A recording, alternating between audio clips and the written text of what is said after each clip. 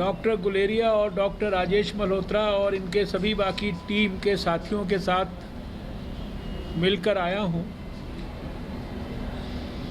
अधिकांश पेशेंट्स धीरे धीरे ठीक होने की राह पर तेज़ी से आगे बढ़ रहे हैं। कुछ एक सांसद, कुछ एक ब्यूरोक्रेट्स और लगभग सभी क्षेत्र के पेशेंट्स को अभी मुझे मिलने का मौका मिला। आज की विज़िट में इस दृष्टि से भी मैं आया था कि आने वाले समय में आवश्यकता के अनुसार यहाँ पर हम कितने बेड्स और बढ़ा सकते हैं।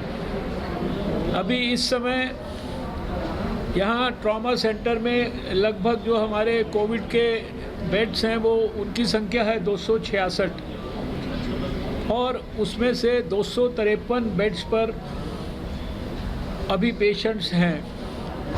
हर रोज़ 10 से लेकर और 25 तक मरीज़ छुट्टी होते हैं जिनको रिप्लेस करने के लिए बेड खाली होता है।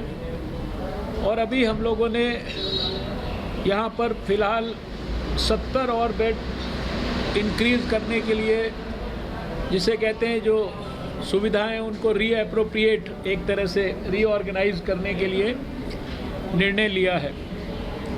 इसी प्रकार से जो हमारा नेशनल कैंसर इंस्टीट्यूट है झज्जर में, वहाँ पर भी लगभग हमारे पास 500 बेड्स हैं कोविड के लिए डेडिकेटेड, जिसमें से आज सुबह 409 बेड्स के ऊपर पेशेंट्स थे।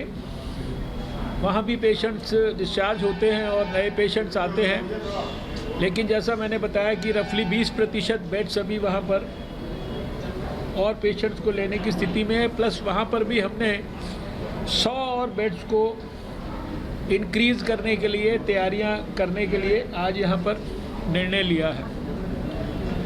मुझे पूरा विश्वास है कि पिछले 1 साल के अनुभव से, जो कि सबने मिलकर जनरेट किया है, कोविड के खिलाफ जंग को लड़ने के लिए सब प्रकार से व्यवस्थाओं को विकसित किया है। हम इस समय भी जब कोविड के मामले थोड़ा ज़्यादा तेज़ी से बढ़ रहे हैं, हम निश्चित रूप से इस सर्ज को भी और इसके कारण पैदा हुए चैलेंजेस को भी ओवरकम करने में सफल होंगे। एक तरफ वैक्सीनेशन की प्रक्रिया बहुत ही सुचारू रूप से कोविन प्लेटफॉर्म के माध्यम से सीमलेस तरीके से देश में चल रही है। आज सवेरे की अगर मैंने डाटा देखा तो 11 करोड़ 73 लाख के ऊपर जो है डोजेस जो है देश में लोगों को दे दी गई थी। आज सुबह मैंने ये भी देखा कि इस समय लगभग 54 ऐसे डिस्ट्रिक्ट्स देश में थे जो 7 दिन से जहां पर कोई पेशेंट कोविड का नहीं आया। 34 डिस्ट्रिक्ट्स ऐसे थे जहां पे लगभग 14 दिन से पेशेंट नहीं आया। 4 डिस्ट्रिक्ट ऐसे थे जहां 21 दिन से पेशेंट नहीं आया और इसके अलावा 44 डिस्ट्रिक्ट ऐसे थे जहां पिछले 28 दिन से कोई पेशेंट नहीं आया। तो कुल मिलाकर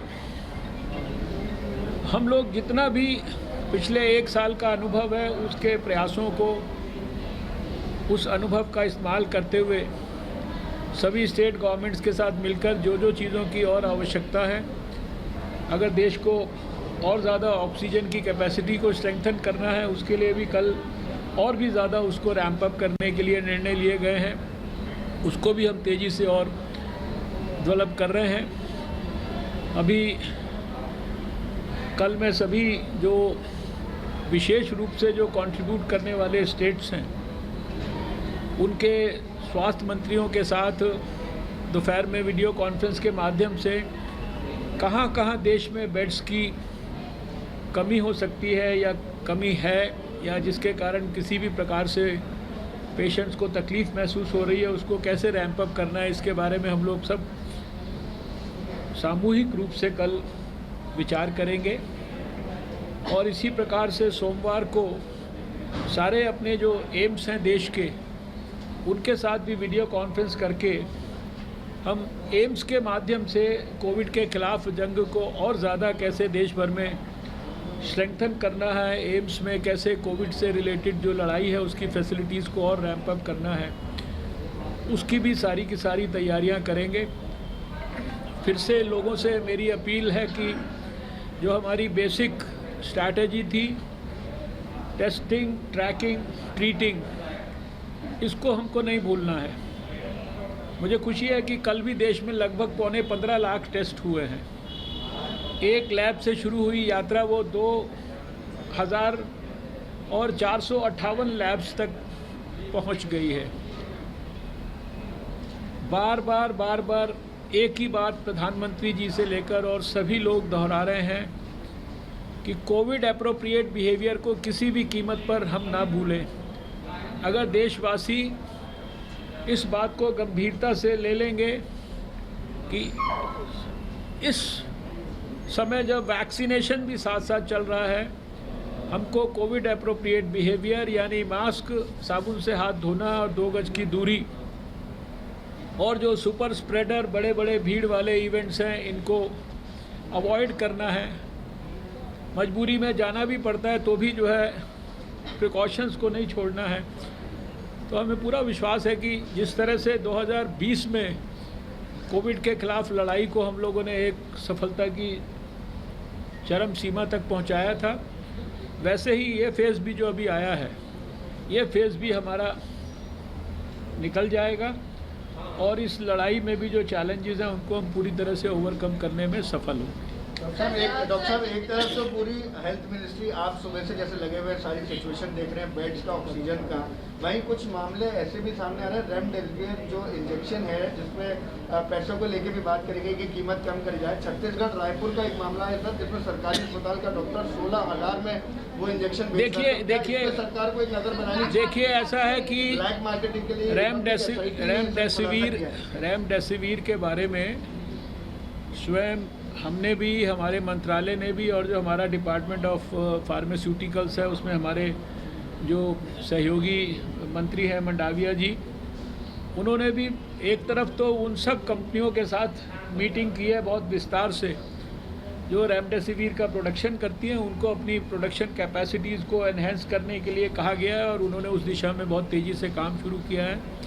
दूसरी तरफ भारत सरकार के ड्रग कंट्रोलर के माध्यम से सारे देश के स्टेट ड्रग कंट्रोलर्स को सख्त इंस्ट्रक्शन की गई है कि रेमडेसिविर के संदर्भ में किसी भी प्रकार की कोई अगर होर्डिंग कर रहा है या कोई भी ब्लैक मार्केटिंग कर रहा है, काला बाजारी कर रहा है, पेशेंट को एक्सप्लॉइट कर रहा है, तो उसके खिलाफ जितनी भी सख्त से सख्त सज़ा है वो उसको देनी चाहिए। जनता के लोगों को भी हमारे को ये अपील करनी है कि ऐसी शिकायतों को आप अपने अपने स्टेट्स में स्टेट ड्रग कंट्रोलर्स के पास भी भेजिए, और अगर हमारे भारत सरकार के अंदर भी ऐसी शिकायतें आएंगी स्पेसिफिक टू इंस्टेंसेस, प्लेसेस और people, we will take strict action against such people, I can assure you that.